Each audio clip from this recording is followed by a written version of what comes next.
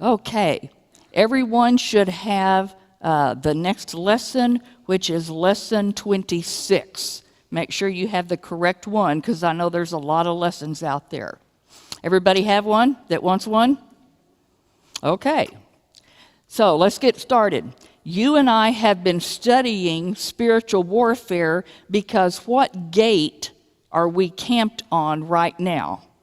The horse gate. And the horse gate in the time of Nehemiah was the place where the horses would go out for warfare and they had to be inspected. This is a time of warfare in my life and yours. And especially after we have been filled with the Holy Spirit and the Holy Spirit is controlling us, I mean the warfare is going to start. And Satan will be after us so that we will not continue in our faith, so that we won't grow, we get discouraged. So spiritual warfare is a very important part of our study. You and I, several weeks ago, we had when spiritual warfare started with the fall of Lucifer. And we went clear through the flood, and we saw what the Nephilim did, those angels that left their first estate. They fell with Satan, and they caused a hybrid race of the Nephilim. And God destroyed all of it, except for the 8. And then the next week, we went to the end of it, and we saw how everything is going to end, Satan's final attacks of warfare, and how Jesus Christ is going to be victorious. And so then last week, we went back and we did from the flood clear through the book of Malachi. Now today, before we can go on to the New Testament, there's a time that's called the silent 400 years. And that's where we're going to camp today and see what happened during those times, those 400 years. And although they call it silent, it really was not silent. Why they call it silent? Because there was not a prophet that God spoke to during that time. And we're going to find that we're going to be in the book of Daniel, which is one of my favorite books if you like to study prophecy, because he's going to tell us history in advance before it ever happened. So that's really exciting. Now, let's talk about the Jewish people and the nation of Israel for just a few minutes. For 4,000 years, basically since they left Mount Sinai, the Jewish people, the nation of Israel, have faced relentless persecution. People have been opposed to them, and there have been empires, and there's been people that have tried to annihilate them and totally destroy them. In the future, that struggle continues. Is it still a struggle today? Yeah, absolutely. And so if it concerned any other people, this campaign would seem totally irrational. Why, for thousands of years, have people who come on the scene tried to destroy Israel? Well, we know it's because of Satan, because we went back to Genesis 3:15, and what did we find? The seed of the serpent is going to always be at war with the seed of the woman, and the seed of the woman is whom? Jesus Christ. But so with Israel, it's a very rational but very satanic strategy that contains the animosity. This group is trying to kill them, they die off, but is there another group that will follow? And another and another and another. Always they're trying to destroy Israel. And it's because Satan hates Israel, and he hates the Jewish people. So each attempt to completely destroy Israel always fails. Has there always been a believing remnant that God spared? Always. And he will continue to do so. Persecutors of Israel, they're going to come and they're going to go off the scene. And the persecution will remain until Revelation 19, verse 11. And that's when the heaven rolls back like a scroll, and Jesus Christ will come out of heaven on his white charger, and he's coming in warfare and to conquer and set up his kingdom. And so that's when the persecution will stop, because he's going to destroy everyone that's been against Israel and destroy all those people that are anti-God. So you and I today, we're going to camp and look at extensively the 400 years from the Old Testament to the beginning of the New Testament. Now, when we finish the Old Testament, you will look at the very last couple of chapters of Nehemiah. And what's happened? Nehemiah got the walls built. They had the celebration. Everything's going great. But Nehemiah, who's the leader, he has to go back to Persia and give a report to the king of Persia. Because are they under Persian domination? Yes. So he's gone for a while. He comes back, and what is the nation of Israel like? They are corrupt. And they're doing all kinds of horrific things. You can go find that in the book of Malachi, because Malachi is the last prophet in the Bible, and he's the prophet to that group. So we have those books that we've looked at, and now the 400 years is going to come in there, and why they call it silent, there's not a word from a prophet. God's not speaking to a prophet that whole 400 years. And so we close the Old Testament with the book of Malachi. Now, why should we study these 400 years? Because a lot of people say, well, they're not really in the Bible. Why are we going to study them? First of all, those 400 years last longer than the entire kingdom of Judah lasted. So it's a very important piece of history that we need to look at. We want to examine the political events and how is God using these pagan rulers in the ancient world to bring glory to himself. We want to examine how God sovereignly used his 400 years. He's got to get everything prepared so that Jesus can be born. In Bethlehem, are there prophecies that have to be fulfilled? Many prophecies. He's got to get the stage set. And this period of 400 years will change the entire stage for the gospel. So, he's not going to speak to him. How's he going to end the book of Malachi? A warning. And we go to Malachi chapter 4, verse 5 and 6. These are some of the last words God tells the people through the prophet Malachi. I'm going to send you Elijah the prophet before the coming of the great and dreadful day of the Lord. He is going to turn the hearts of the fathers to the children and the hearts of the children to their fathers, lest I come and I'm going to strike your earth with a curse. That's how the book ends. So God has a warning for the people. Now, we flip over a few pages, and now who's on the scene? John the Baptist. And we get in the book of John, and we have John the Baptist, and he's going to be preparing the way for Jesus Christ, and he is going to be the one that will stand one day and point to Jesus and say, behold, the Lamb of God who takes away the sin of the world. But we want to know, well, what happened in between? God said he was going to hit us with a curse. And now all of a sudden, here's John the Baptist. So you and I are going to go back 430 BC. And we're with Malachi and Nehemiah. You and I have been in Babylon for how long? 70 years. That was what Jeremiah had told them. You're going to be over there 70 years. But now, some of us are going to get to go back to Jerusalem, and we're going back, but we're not shepherds anymore. Because what did we learn while we're in Babylon? How to be a merchant. And so, remember, a lot of the people going back, did they ever even live in Israel before? No. They were Jews, and they knew that, but they had never lived there. And were the people in Israel, were they shepherds in the beginning? Yes, and their livestock, their sheep and their cattle, that's how they measured their wealth. And so, but they've been over here under the influence of Nebuchadnezzar and the Babylonians and so forth, so they're going to go back. Many of them go back with Zerubbabel in the first wave. There's 3 waves. Now, when I'm living over here and I'm Jewish, what nation is over me? Persia. Israel is a puppet nation because Persia is the dominant world power at this time. So we have to remember that. But Persia was pretty good to them. They let them build their temple, have their religion, etc. So if I'm in that first wave that goes back, I've helped build the temple. But did I persevere to build it? No. because 16 years later, God had to send the prophet Haggai, and he got on to us. And he said, consider your ways. You've built the foundation, but look at all the weeds and everything that's grown up over the foundation. And remember, we're talking about building this temple. They had a physical, you and I are talking about building this temple so it is surrendered to the Lord Jesus Christ and the Holy Spirit has control. And so 16 years, you haven't been working on it. You've been working on the things you wanted to. So they finally got their temple.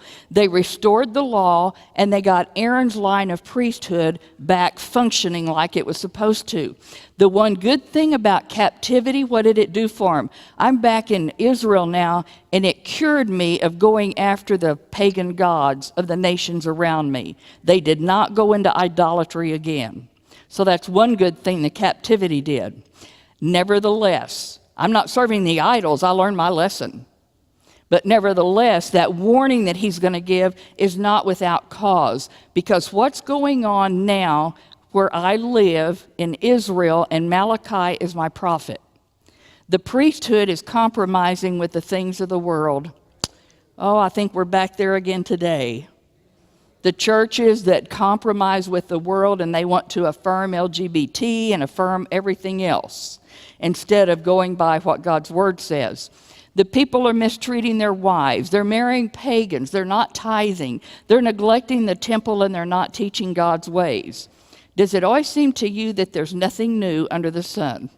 Always. We can read about this, and it may not be the problem now, but give it a few years and it will come back. It's like a revolving door.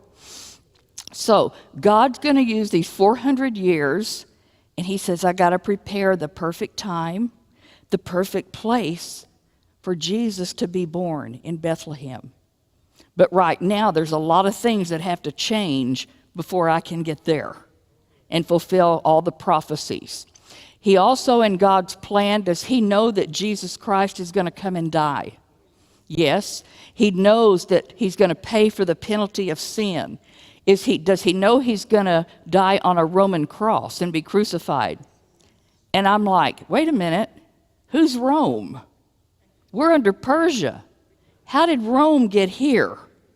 So that's part of the 400 years. How did all this happen? And crucifixion wasn't even a thing until the Romans came into power. So there's a lot that's going to have to change. So the plan that God has to bring Jesus into the world is not set in motion right before it happens. It starts getting set in motion during the 400 years. A lot of things are going to have to change. And I open the book and I turn my page. I'm in Malachi and I turn the page. Here's Matthew. And I'm like, wait a minute. This is a totally different world than when I was over here a few pages ago in Malachi. A lot has changed. It's a different world. So our question today is, what happens between Malachi and Matthew? A lot. Yes, thank you. Okay, so have you ever been to a play? And the opening scene here, we're on stage, and who is ruling my world? Persia. They are ruling the world. Now, a lot of time is going to pass, and the curtain is going to close. Have you ever been to a play and they close the curtain, and you can hear all the stuff they're doing behind the curtain? They're setting the stage for another scene.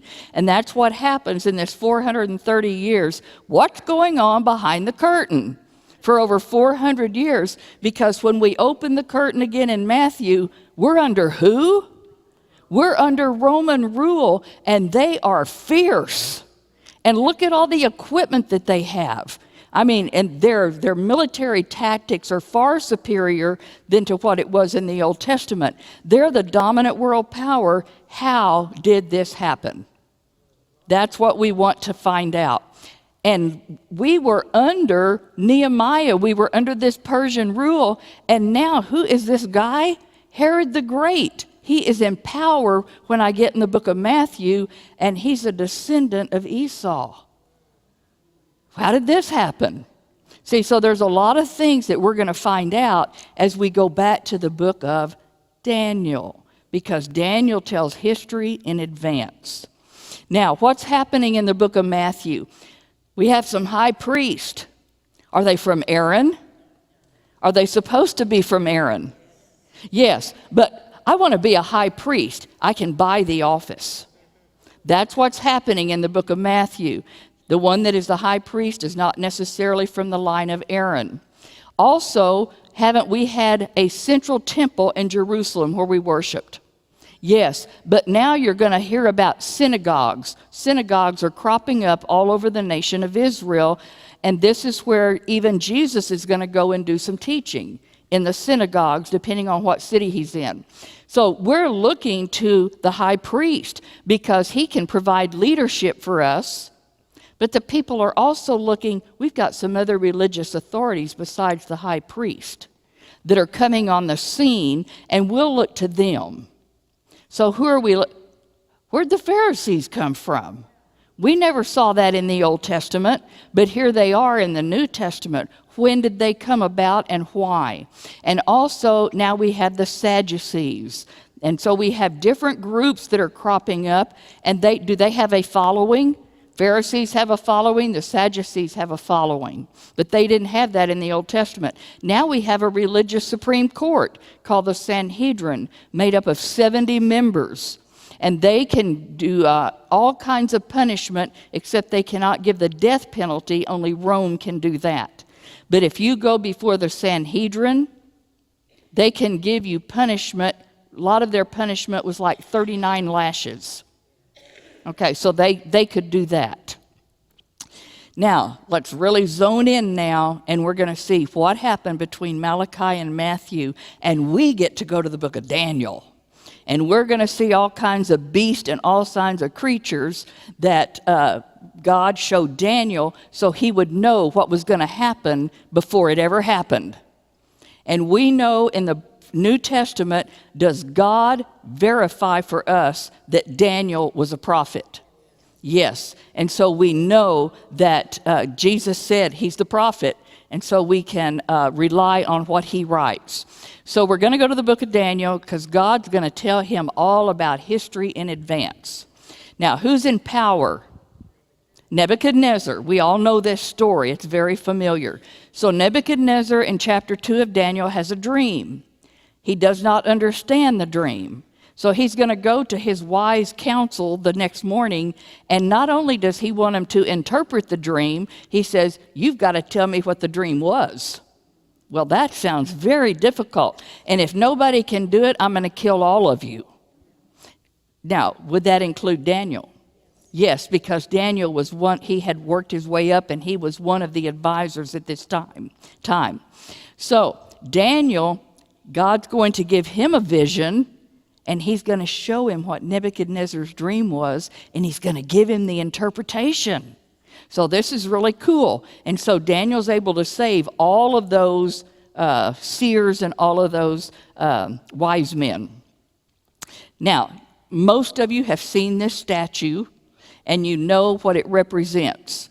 So this is what Nebuchadnezzar dreamed. He dreamed this statue. Will he go on to have one made like it? Yes, and then he's going to demand that people fall down and worship.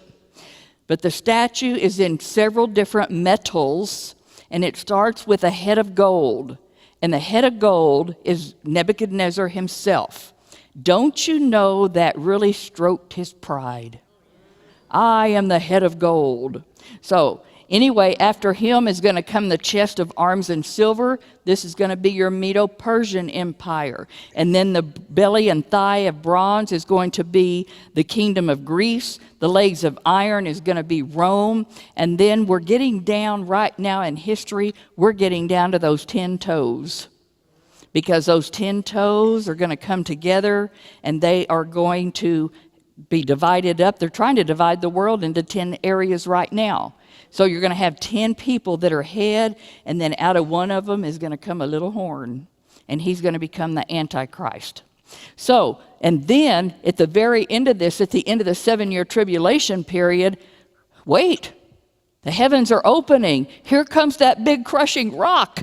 It's Jesus Christ. And what is he going to do? He is going to crush this whole statue, which is all of the kingdoms that have existed since Nebuchadnezzar. And he's going to crush them. And the Bible says he's going to destroy them. His kingdom will become like a mountain, and it will fill the entire earth.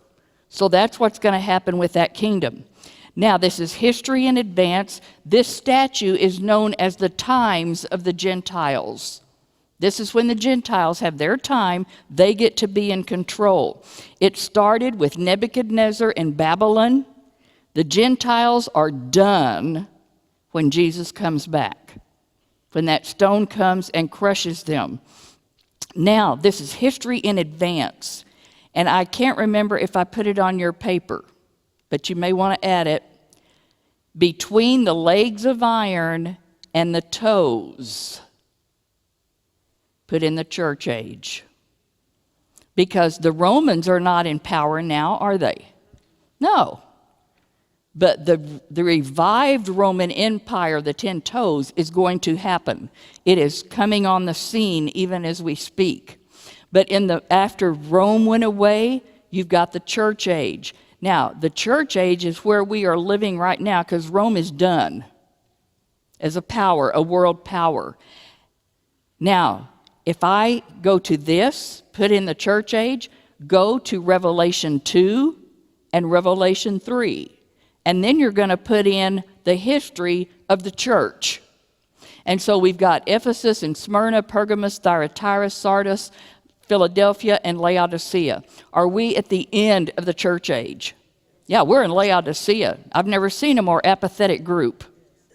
We are lazy, we think we're rich, and we think we don't need anything. We're very self-sufficient. And so God talks about that. You're all wrapped up in your wealth and your stuff, in your things. So when the church age is over, Jesus is going to come get his church. And then those 10 toes are really going to take form, and the Antichrist, whoever he is going to make a covenant with Israel, and then your 7-year tribulation period is going to start. How many years do they get? 7, thank you. And then the stone is going to come crush them all. So this is Nebuchadnezzar's dream. God told Daniel what it was, and he told him the interpretation. In Luke 21:24, he says, they're going to fall by the edge of the sword. They're going to be led away captive into all nations. Did that happen with the nation of Israel? Yeah, that happened in 70 AD. Now, into all nations, and Jerusalem is going to be trodden down of the Gentiles for how long? Until the time of the Gentiles is done. It's fulfilled. See, if you have to understand those terms to understand Scripture. So when the time of the Gentiles is done, at the end of the 7 years, they're done. And then Jesus Christ is going to come. If you really enjoy charts and visuals, I suggest you look for a book by Clarence Larkin. He has many charts. I have a book about like that has chart after chart after chart. And this is his book on his paper on the times and the seasons. 605 BC, can you see the statue laying on his side there? Okay, that's the statue of Nebuchadnezzar. That's when the times of the Gentiles started. 605 BC, and we've got Nebuchadnezzar as the head. It's going to go until, you see my blue arrow? Jesus comes, he splits the sky open, he's going to stand on the Mount of Olives, it's going to split and change the geography of the earth, and there's that crushing stone. And the times of the Gentiles are over. So they've had a long time to rule, and they're trampling down Israel all the time. And that's what Luke said. So here's the statue. Notice Nebuchadnezzar's description. When he had it, look at all these beautiful shiny metals. This is man's view. You know, look at the worth. We have gold, we have silver and bronze and then iron mixed with clay. Jesus is going to give Daniel a totally different concept of these empires. Because 14 years later in Daniel 7, God's going to give Daniel the dream, this vision, and what's going to happen. He's going to show Daniel the same empires, but now they are these hideous beasts that rise up out of the sea. So let's look at those. Here's God's view. Nebuchadnezzar is going to become the winged lion with these eagle's wings. The Persian Empire, instead of chest of silver, is going to become the bear raised up on one side. Why is he on one side? Because the Persians were more powerful than the Medes. That's why he's raised up. And he's got 3 ribs in his teeth. And then Greece is going to be a 4-headed leopard with poultry wings. And then Rome is going to have iron teeth and iron claws, and they're just fierce. So let's look at each one very quickly. The head of gold now becomes the lion. And what kind of wings does he have? Eagles. He's got eagle's wings. He's the major world power, the first Gentile empire. And in Daniel 7:4, it says he's like a lion. He's got eagle's wings. His wings are going to be plucked away. Do you remember what happened to Nebuchadnezzar? Man, his power was taken away, and he, for 7 years, is insane, and he's out with claws and everything, and he's eating grass like an ox because God had to humble him. And then he comes back. God gives him back. He restores him. And he's lifted up from the earth, and a man's heart is given to him. Is this maybe an illusion that Nebuchadnezzar might have been saved at this time? Because after he gets his sanity back, he gives praise to the God of Daniel, to the God of Israel. He's the one that gave this to me. So I won't be surprised if we see him in heaven. Maybe so. Now here's Medo-Persia. They're the next empire to come on the scene because they're going to defeat Babylon. They're the arms of silver, chest of silver, and they're the bear raised up on one side, and they've got 3 ribs in their mouth. I wonder why. They're like this bear, raised up on one side, the 3 ribs, and here's what the bear was commanded. Go, arise, and devour a lot of flesh. Woo, okay? And the 3 ribs, not only did he get Babylon, but they went on to get Lydia, Babylon, and Egypt, and now the empires are growing. So the Persian Empire is growing. He's eaten a lot of flesh to get all of that. Now, under Persian rule, this is when I'm in Malachi. Malachi is my prophet. I'm under Persian rule, but Jewish life isn't bad because he's got a pro-Israel policy here. And anybody that would hinder me from rebuilding my temple and resettling my land, they could be accused of capital punishment. So it was very pro-Israel. Just let them alone and do what they want to do, and don't hinder it. Now, what's happening? Synagogues are springing up everywhere. The priests are coming back on the scene. They're getting a few priests of Aaron back in, and the people are coming to worship. The priests go and serve in the temple, and they're offering all the required sacrifices. So are they getting their Jewish religion back in practice? Yes. And we've got scribes coming on the scene, and they're the influential preservers. They interpret the law for us because they study it and they write it over and over and over and over, so they have a better understanding of it. But all of that sounds really good, but we have some problems with the Samaritans. And so they're in conflict with us. And so what happened? Remember the northern kingdom? They went to Assyria about 120 years before Judah went to Babylon. So all these Jews that lived in the northern kingdom, when Assyria came after them, what did they do with them? We're taking you and we're going to put you over here. And then they took some of the other people they had captured over here and they brought them over here to live in northern Israel. That's how you got the Samaritans, and there was a lot of intermarriage, and you got pagan religion and stuff coming in. So we have a problem there. The worship becomes, the word is syncretism, and now we've got spiritual compromise because we have Jews that are marrying non-Jews, and what happens to the household? It's a problem. And so they have spiritual compromise in the land. Now, I've shown you a map here. The white rectangle at the bottom tells you where Jerusalem is. The yellow rectangle shows you Mount Gerizim. This is in the Samaritan area, and they even built their own temple. And so we've got a temple up in Mount Gerizim that was built for the Samaritans. And so they worship up there, and there's a rival temple. Here's a picture of it taken, I believe, in the late 1800s, early 1900s, the ruins of it. So this was a temple that they had. Now let's go on to Greece. Greece is your belly and thighs of bronze, and he's going to become the four-headed leopard, and he's got like bird wings. So he's like a leopard, he's got 4 bird wings, he's got 4 heads, and he's going to be given dominion. As Greece comes in, we're going to be talking about Alexander the Great. So I have left the vision in chapter 7, and we're going to move to chapter 8, and 2 years later, Daniel's going to have more vision. And now we're going to talk about a ram and a goat. All right? So I think I've given you a chart here. Yes. This, and I think I tried to put this in writing in your notes. Medo-Persia, remember, the Persians and the Medes, the bear, he's got one side higher than the other and the 3 ribs. Okay?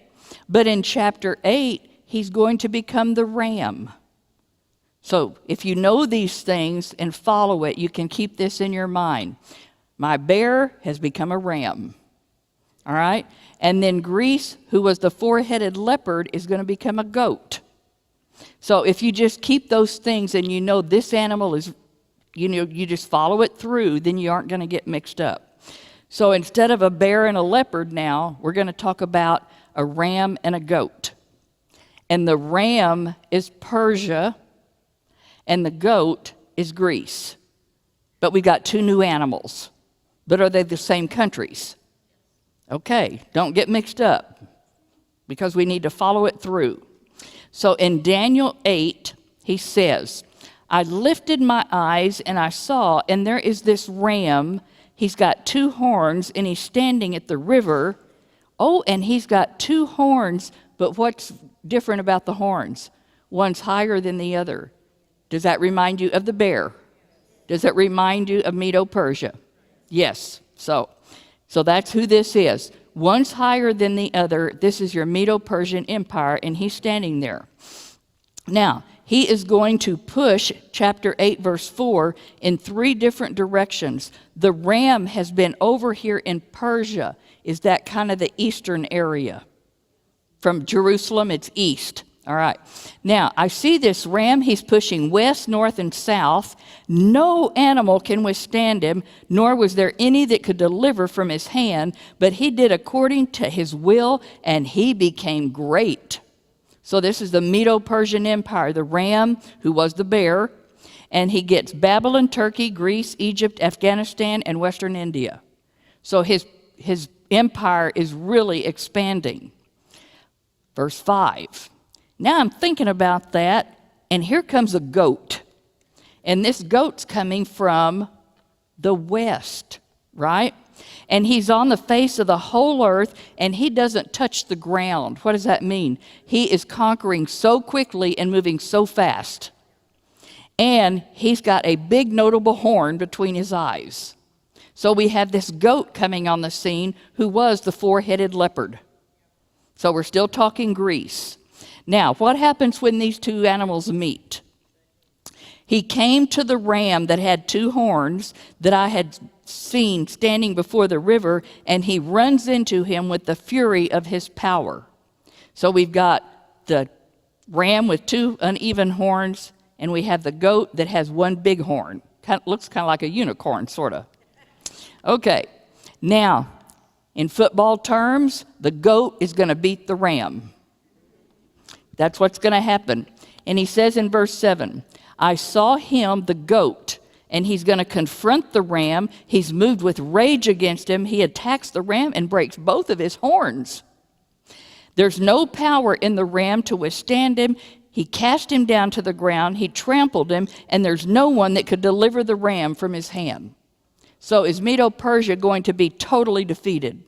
Yes, they're going to be totally defeated. And who are we talking about is the goat? Alexander the Great. He is the goat. So in 330 BC, Alexander the Great is going to defeat the Persian king. Got some key battles, and we know that Alexander goes on. He expands this empire to unbelievable proportions, and he conquers the entire known world, what they knew at that time. So this battle is going to entirely alter the course of history. Alexander's about 20 years old, and he's going to lead the Grecian army and demolish Persia's power, break everything down, and trample him in the ground. Now, if you look at the map here, you can see in kind of the darker gold, this is how large the Grecian Empire is becoming. And so you see he's in the red box over there in the west, he has expanded now. He's bringing in Western thought in the known world over into Israel, Egypt, and on over into India and Persia. So we have this shift of power. So now we have Alexander the Great in power. Now remember, this is all prophecy. It hadn't happened at this time, but we see history in advance. Alexander the Great comes along, and he's going to Grecianize or Hellenize all of the people in his empire. So they call it Hellenized. Think of Helen of Troy. That's how I remember what this is.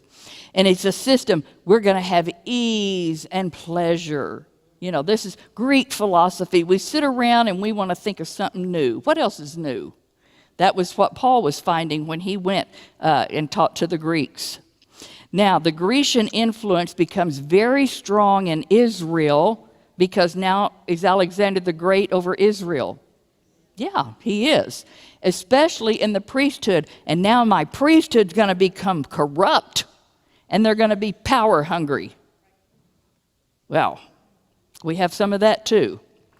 Now, the Bible even talks about Hellenistic Jews. What is a Hellenistic Jew?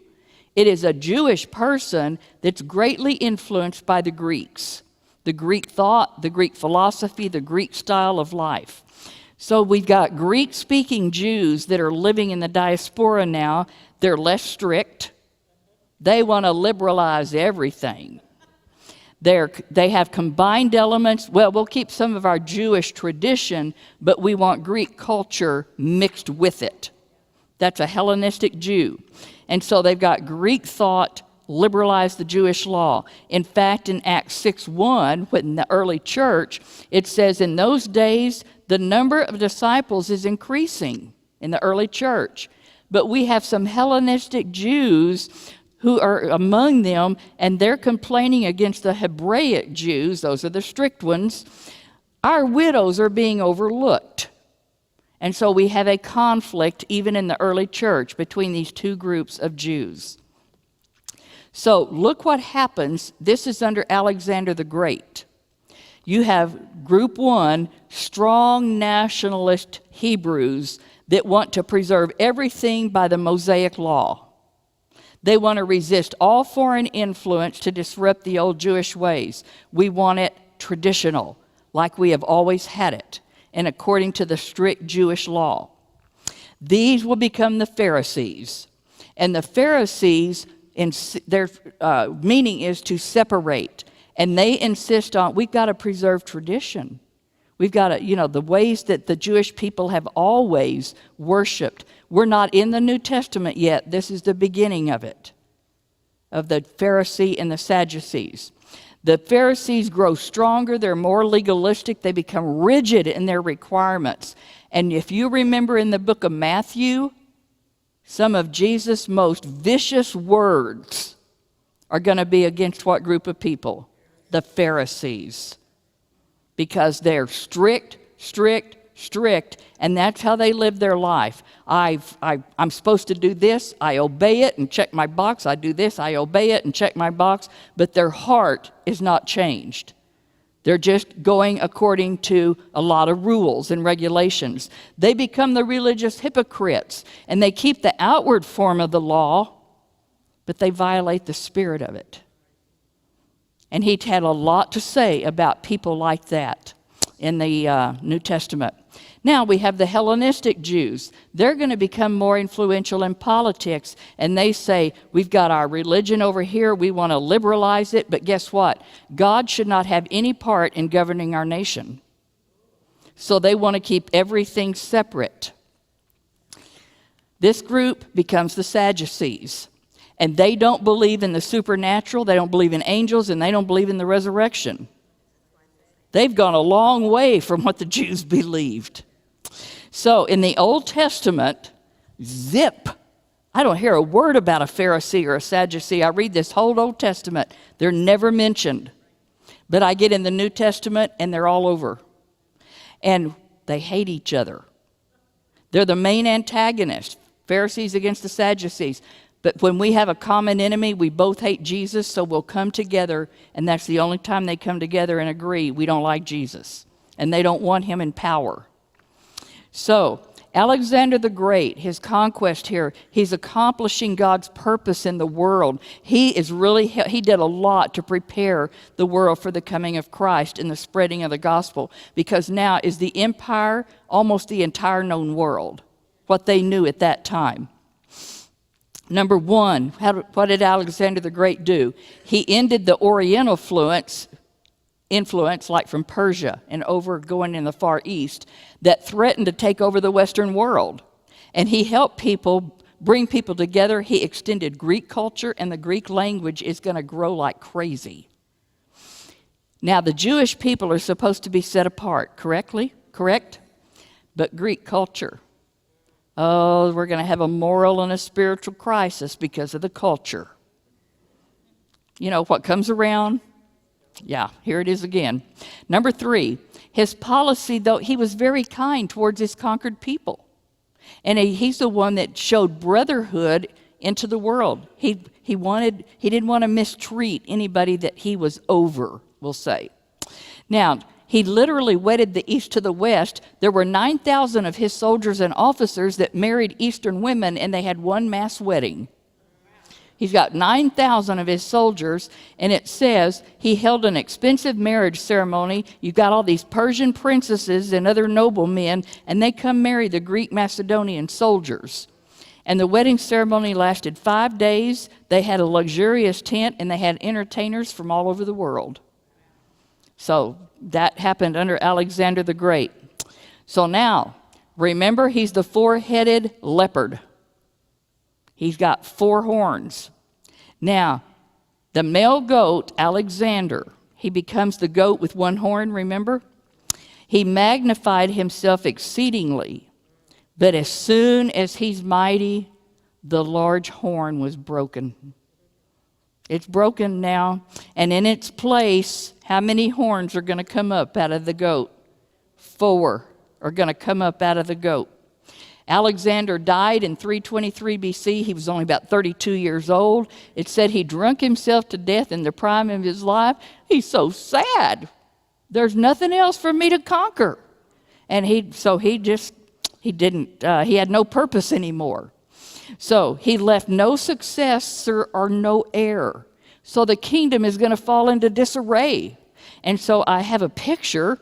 I love pictures because now I can understand what all these words said. Here's my goat. And his big horn broke, right? It's gone. It's broken off. And 4 horns come up out of him. These are his 4 successors. And his kingdom, which is almost the whole known world, is going to be divided into 4 sections. We have Cassander, who will take over Macedonia, Greece area. Ptolemy is going to take over Egypt and Judah. Here we go with Ptolemy, Egypt, and he's got Judah. Now, Seleucus is going to take over Syria and Babylon, and then Lysicamus is going to take over Asia Minor. So we've got 4 kingdoms now out of the 1. Now, if you look at my map, in the purple here is the Ptolemy. And they have Egypt, and they have Israel. They have Judah. Do you see it in the yellow circle? Okay. And then the Seleucid is in the red rectangle right above the yellow circle. See it? Okay. That is Syria. Okay, now, Israel is annexed by Egypt down here, and the Jews are going to suffer great under Ptolemy. And here is Syria above Israel. These two hate each other. And every time they go to war, where do they meet and go to war? In Judah. So they're like in the meat grinder all the time. These two hate each other. We're going to go fight. We'll meet you in Israel. Basically what happens. And then Israel becomes the meat grinder of all of the wars between Egypt and Syria. Now, thousands of Jews were forcibly resettled in Alexandria. Alexandria is in what country? Egypt. So we're going to take a bunch of the Jewish people. Y'all have to go live in Egypt now. And they're going to become Hellenistic Jews. They're going to learn to speak Greek. Is Greek becoming the universal language? Yes, at this time, everyone's learning to speak Greek. And the worship is reflected in Greek preference. The Greeks want ascetics over content. So it's going to become very ritualistic. You know, things that kind of just, they look nice and they make you feel good, but it doesn't matter what the content is. All right, so let's keep going. Now, in Alexandria, which is in Egypt, the Old Testament, this is when the Old Testament has to be translated into Greek. Because who's speaking Hebrew anymore? Not many. Who's speaking Greek? Almost everybody.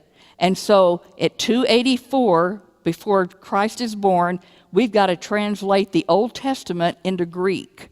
That's called the Septuagint. And so now we have, everything is in Greek that they have at that time, the Old Testament. In the New Testament, when they quote the Old Testament, it's almost always from the Septuagint. Go back and look. It's almost always a quote from the Septuagint. Now, is the New Testament written in Greek? Yeah, when it comes on the scene, they write it in Greek because everybody's speaking Greek. Paul wrote the letter to the Romans. He was writing to the Romans, what language did they speak? Latin. But did he still write it in Greek? Yes, because everybody was speaking Greek. Now, in Daniel 8, 9, and 10, out of one of them, we've just talked about the 4 horns that came out of the goat. We're going to look at the 4 horns. Out of one of the horns is going to come a little horn. He grows exceedingly great to the south, the east, and towards the glorious land. What's the glorious land? Israel. And it grew up to the host of heaven. He cast down some of the host, some of the stars to the ground, and he trampled them. So here's my goat. Do you see the 4 horns? Okay. The little horn is going to come out of the Seleucid Empire, which is Syria. So this guy comes out of, and he is going to be fierce. This is your first real shadow or type of the Antichrist, because he's going to do many things that the Antichrist will do later in the 7-year period. So this is Antiochus Epiphanes. He called himself the illustrious one, and the people called him the madman. He was terrible. And so, out of one of them. Okay, and then a quote from Josephus, who wrote the Antiquities of the Jews. Indeed, it came to pass, our nation suffered these things under Antiochus Epiphanes, according to Daniel's vision, and what he wrote years before it came to pass. No prophecy was ever more accurately fulfilled than this. So this is that little horn that comes out of the shaggy goat, and it comes out of the Seleucid or the Syrian Empire. Y'all following that? You are right now. Okay. Now, here's the bust statue of Antiochus Epiphanes. He is the little horn in Daniel 8. He is a vicious, violent persecutor of the Jews. Who's behind him? Satan. This is that spiritual warfare that we have been talking about for about 4 weeks. In the Old Testament, he can be called the Old Testament Antichrist because he's fulfilling all of the prophecies in Daniel 8. If you want to know about the future Antichrist, go to Daniel 11. And that's not in your notes. Daniel 11 will tell you about the Antichrist in the future, in the 7-year tribulation period. And this guy, Antiochus Epiphanes, is in chapter 8 of Daniel. Now, he is going to become a contemptible person and a vile king. He calls himself illustrious. They said, no, you're mad. So in verse 11 and 12, he will exalt himself as high as the priest of the host, and by him the daily sacrifices are going to be taken away, the place of his sanctuaries cast down. Because of his transgression, an army is given over to the horn to oppose the daily sacrifices. He's casting truth to the ground. He did all this and he prospered.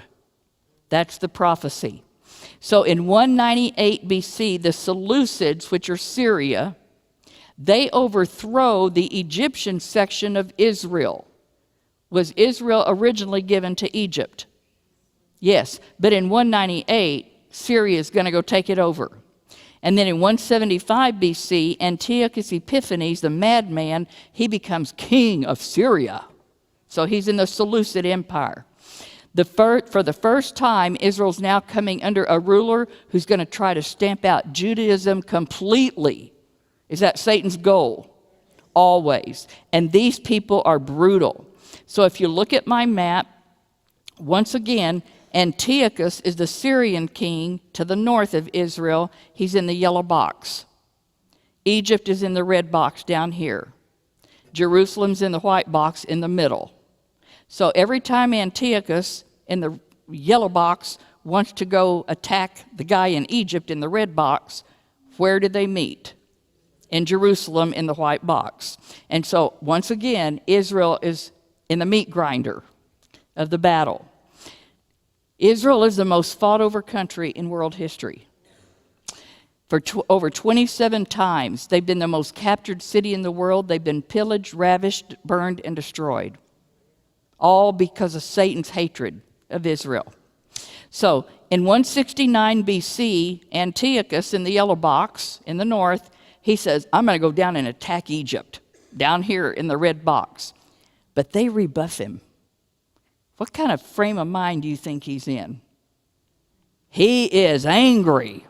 So it didn't work. Now he's got to go back home and regroup, and he's got to go through Jerusalem. He leaves Egypt down here, and he's going to stop in Israel and take it out on Jerusalem. He is so mad. And so he gets to Jerusalem. He sent his army under the leadership of General Apollonius. He broke down all the walls. He burns the city. He slaughters thousands of women and children. And he takes all these people captive. And once again, Jerusalem is in a ruin because of him. Now, the temple is in Jerusalem, right? Now, he's going to set up a statue. But the statue is going to have his face. It's got his features, but it's supposed to be Jupiter or Zeus. And he's going to demand, all you people have to come worship me. Okay? So there he is. Now, he is so mad, his rage against the people of Israel. You know that he is being inspired by Satan. He's being led by Satan. You mothers, if you circumcise your little boys like they're supposed to, I'm going to throw the kids over the wall and you with them. That's what they were told. If you observe the Sabbath day, I'm going to burn you alive. Now, this is the guy, and all of this is recorded in history. There was a woman and her 7 sons standing before him, and he said, I want you to abandon your faith, talking to the mother. You serve my God, not yours. She refused. She had 7 sons. He took her oldest son, and he had his tongue torn out, cut off all of his members, and burned him alive. Recant your faith, woman. No. He did that to every one of her other 6 sons in front of her, and she was last. That is that man. He is indwelt almost by Satan with that much hatred and what he would do to that woman and her 7 sons. Number 1, his first act, he disposed of the high priest in Jerusalem, and he put in a Hellenizer priest who started turning Jerusalem into a Greek city. We're only about 100 years out from the birth of Christ now. Jerusalem and all the religious activities began to deteriorate, and they are fully under the power of this king, Antiochus Epiphanes. He's writing letters now, and he's putting the king's seal on this. And you go to the book of the Maccabees, and you will see what he was doing in order to get the people under his control. You are going to follow customs that are strange to your land. I forbid you to do all of your burnt and drink offerings and your sacrifices in the sanctuary. I'm directing you to profane all of your Sabbaths and your feasts. I'm directing you Jews, you've got to defile your sanctuary and your priest. Number 5, you've got to build altars and sacred precincts and shrines for all of the idols, pagan idols. Number 6, you've got to learn to sacrifice swine and unclean animals. Number 7, you cannot circumcise your sons. Number 8, forget all your Jewish law and change all of your ordinances. Number 9, if you don't obey me, you're going to die. Now, this is just a brief glimpse of what the true Antichrist will do in the 7-year tribulation period. Number 10, he sets up an abomination of desolation. He makes an altar to Zeus, but it has his face, and he wants the people to come in, do burnt offerings to that statue, and worship him. This is exactly what Jesus predicts in the book of Matthew. So, who's going to cooperate with all of this? Because is it all against the Jews? Yeah, it's all against them. Number 1, the Hellenists said, these are the Sadducees, these are the real liberals. We will do whatever you say. We'll do whatever you say. Then you have the people like the Pharisees, very strict. They're called the Hasidim, and they resist what he says. The first group was not the Sadducees. This group is. The forerunner to the Sadducees were loyal to the high priest. Now, let's look at some events that were happening at this time. Are y'all still staying with me? Because it's going to get very interesting. Now, Antiochus goes back to Egypt, and they say, guess what? He's been killed in the battle. Oh, we're going to have a party. We are going to celebrate because that wicked man, this is like the wicked witch is dead, this wicked man is dead, and they're going to rejoice and celebrate. And now he has a priest in there that is a false priest, and they're going to rebel against him and overthrow him, kick him out. Well, guess what? It was a false report. Antiochus learns they were so happy that I was dead. And man, he is filled with rage. He organizes his army, and now he's going to enter Jerusalem in a rage with vengeance. He goes in there and he overturns the city. He gets his power back. He's guided by that treacherous false priest, Menelaus. They go into the Holy of Holies, where they're not supposed to be, into the temple itself. About 40,000 people are slain in 3 days of fighting. Are we getting rid of a lot of Jews now?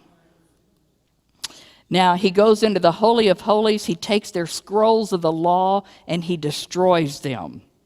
And then, to the absolute horror of the Jews, he sacrifices a pig on their altar in their temple. Then what did he do? He made a broth from the flesh of this unclean animal, and he sprinkled everything in the temple with this broth, completely defiling the sanctuary in God's holy place.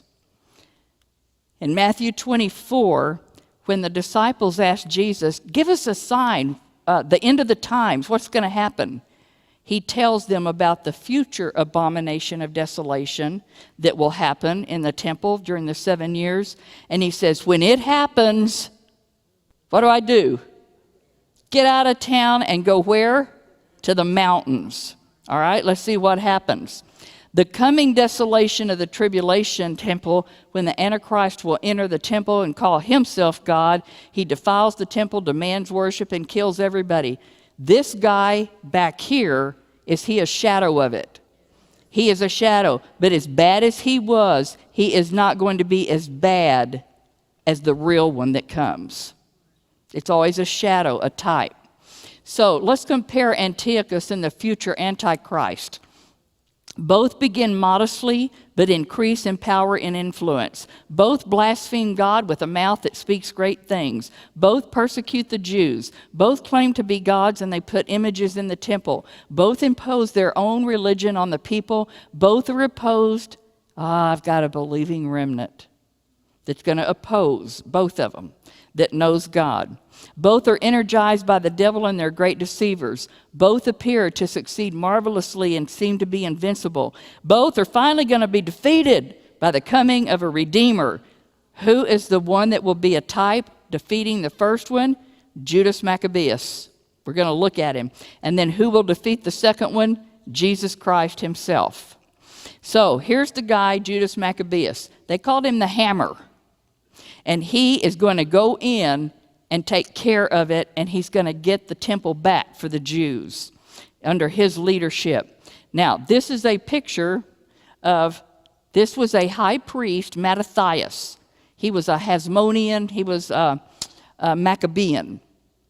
He's a high priest, and he's got these 5 boys, all right? And so they are Aaronic priests. So are they true Jewish priests? Yes, and they're revolting against that madman who's doing all this stuff. And so here is this elderly man. He is a high priest, Mattathias, and he was told, you need to offer a pagan sacrifice to Zeus. And he says, not on your life. I will not do it. But what happened? There's some reprobate Jew over here who said, I'll do it, I'll do it. And Mattathias killed that guy and killed the Syrian officer. Then what did he do? Come on. He fled to the hills. He went to the mountains. And so here is the anti-Seleucid rebellion in Judea. You've got the Maccabean revolt. And he said, all of you that are faithful Jews, join me in this rebellion. We're only 167 years now until the birth of Jesus Christ. So they capture the attention of the Israelites. They get them to go to battle. There's some battles there. They're always in the minority. But yet they overthrow the power of this Syrian king. They capture Jerusalem and cleanse the temple. Who enabled them to do it? God himself. So they removed all the evidence of pagan worship. They put up a new altar to God, and they ground to dust the statue of that Zeus guy with Antiochus' face. Now listen to this in Daniel chapter 8, verse 13. Daniel says, I heard a holy one speaking. And another holy one said to him, how long will it take for the vision to be fulfilled, the vision concerning that daily sacrifice and this rebellion that causes desolation and the surrender of the sanctuary and of the host that will be trampled underfoot? And he answers them. Here's a prophecy. It will take 2,300 days and the sanctuary will be clean. Fulfilled exactly to the day in 6.5 years, 2,300 days later. And what do they call this in the Jewish faith? This is their day of dedication. This is Hanukkah. So they celebrate on December 25th, the same day of the same month on which the temple had been desecrated by the Gentiles. 2,300 days later, they've captured it and they've got it back. This is Happy Hanukkah. They also call it Festival of Lights or Feast of Dedication. Now, I'm showing you a chart here on the screen. And do you see the guy in the blue box at the top? That's the hammer that started this. And you're going to go all down through these people until you get to the green box at the bottom, which is Herod the Great. So now you've got all these people that are going to come into power. And it starts with Mattathias, the Maccabean, and he's a Hasmonean, and then you're going to come down eventually to Herod the Great. So we're getting towards the end of the lesson. So here's the Maccabees' sons, and about 3 to 4 generations are going to be priests in Jerusalem from 165 to 63 years before Jesus. They're going to be in power. They had to continually defend themselves against the constant assaults who's always after them.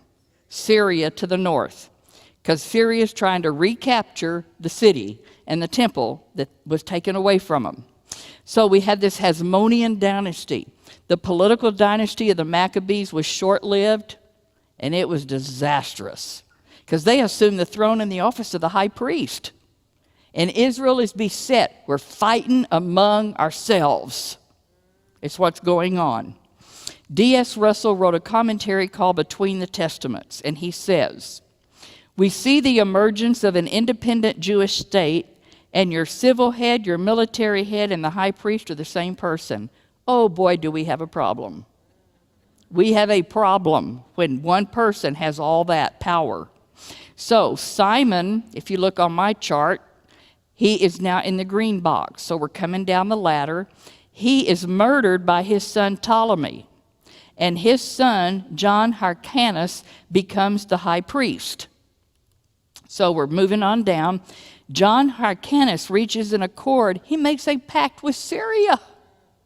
And he says, all you Hellenists, all those liberals that are for the Syrians, you can become a loyal citizen of our Jewish community. So he makes this pact. And the Sadducees said, yes, they are so excited because they like the ideals of the Hellenist party. And so these Hasmonean rulers are the kings and the priests, and so they are all happy. The Pharisees said no. They wanted to perpetuate the part of the Pharisees. They were the dominant party in Israel, and they were intolerant if you disagreed with them. And they don't want those guys, and they sure don't want the liberals in there with them. The king can only be a descendant of David. Is that a true statement in the Jewish? Yes. Can the priest only be from the line of Aaron? Yes. But the others, the Sadducees and all of them, they were saying anybody could be a priest. In fact, you can buy the office if you want to be a priest. Now, this is the first time the two parties are mentioned in your literature. You go back in the history, first time they're mentioned is under John Hyrcanus. So, now let's go on. And the independence is going to be gained in 129 BC. Israel got to become an independent nation in 129. Hyrcanus begins to really expand everything. And he wants the inhabitants to be circumcised. In the north, he seized the Samaritan territory. He destroyed the rival temple on Mount Gerizim. And the Hasmoneans are taking over the high priesthood, and it's becoming worldly because you've got the Hasmoneans taking over, and they're getting more worldly and more irreligious. So now if you look at my chart, we're down to the purple box. We're coming on down towards Herod the Great. And we're at Alexander Jannaeus, and he's very unpopular. He is expanding. In fact, he expands the nation of Israel to like the days of Solomon and David. But he enraged the people. Now, y'all should know what the water drawing ceremony is at the Feast of Tabernacles. Remember, they'd take the water out of the pool of Siloam. They'd go back up to the temple and pour that water from Siloam onto the altar. He didn't do it on purpose. He poured it on the ground at his feet. Boy, were they mad. And what did they do? They pelted him because of what he did. Now, how did he respond? I'm going to massacre 6,000 Jews. An insurrection broke out, and 50,000 people are going to die. And he wants to crush their rebellious spirit and crucify some of them and mutilate them. And so what does this guy do? He takes 800 of the Pharisees and he kills their wives and children in front of them while he's got them being crucified. And where is he? Kind of like Nero. He's over drinking and carousing with his concubines while all that is going on. Israel sends out SOS. We need help. And so they're growing more unstable, and the Israelite factions turn to mercenaries outside the nations. So one of the Hasmonean priests made a league with the rising power in the west. Who's rising back over here? Rome. He's going to sign a treaty with the nation of Rome, with the Senate, and guess what? When Syria attacks us next time, you, Rome, are going to come help us. So we've got this pact going. Though the treaty was made in all earnestness and sincerity, it was this pact which introduced Rome into the picture and the history of Israel. So Rome is watching from a distance. Now we have this guy named Antipater who becomes the governor of Idumea, which is the southern part. He's a descendant of Esau. That's not good. And he's going to make a pact with two neighboring kings. We want to attack Jerusalem, and we want to overthrow that Hasmonean high priest. Okay? Now, the battle is so fierce. Both sides find out about a guy named Pompey. Where is he? He's just north of Syria in Damascus. He's got his army there. And so these are the Hasmoneans versus Antipater.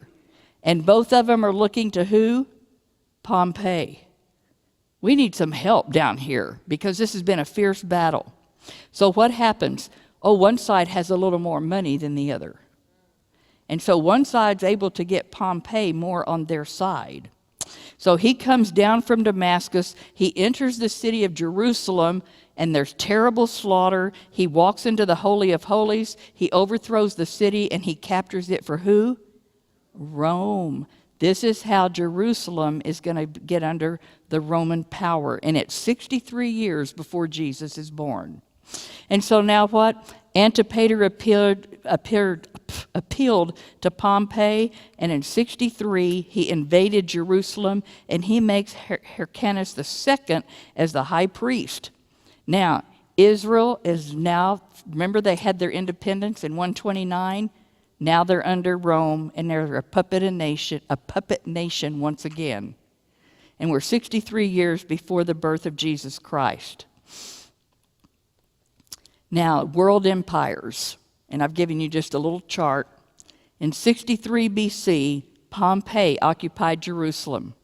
47 years before Christ, he was murdered during the conquest of Egypt. Then Antipater, who is Herod the Great's father, assisted Rome's conquest of Egypt. And who's coming on the scene? Julius Caesar made Antipater the procurator or the head of Judea in return. In 44 BC, Julius Caesar is murdered by Brutus, and the empire now is going to be ruled by Octavius and Mark Antony. You should recognize these names from history in class when you were maybe in high school. So in 31 BC, Octavius defeats Brutus and Antony. And now he's going to get a new title. What's our new title? Augustus. Augustus Caesar. Does that ring a bell in the New Testament? Yes. And now we're in New Testament times. We have two types of provinces, the imperial or the frontier areas that need strong armies to keep people in line. And then the senatorial, they're basically peaceful areas ruled by a proconsul appointed annually by the Senate. So if you look at my chart up here, starting over on the left, we left the Old Testament in Persia. We've been through Greece. We've been through the Ptolemies. We've been through Syria, the Maccabees, and now we're under Rome. Is now the stage set for Jesus Christ to be born. And all of that is in the book of Daniel. And you just combine with that statue and the goat and all of that stuff. Now in 47 BC, Caesar and the Roman Senate appointed Antipater, who's a descendant of Esau, and he's the founder of now the dynasty that's going to rule Rome, the Herods, Herodian dynasty. He in turn appointed his two sons as kings of Galilee and Judea. The son who becomes king of Judea is Herod the Great. And we're going to read about him in the New Testament. So, here's our verse to end our lesson. When the fullness of time had come. Is the time come now? It's come. God is going to send forth his little son, Jesus, born of a woman, born under the law, to redeem those who were under the law so that you and I could receive adoption as a son. So the stage has been set, and next week we're going to study spiritual warfare in the Gospels. When Jesus starts his ministry on earth. Are we still going to have spiritual warfare? Absolutely. And so, will you pray with me? Father, we just want to thank you for this lesson and just thank you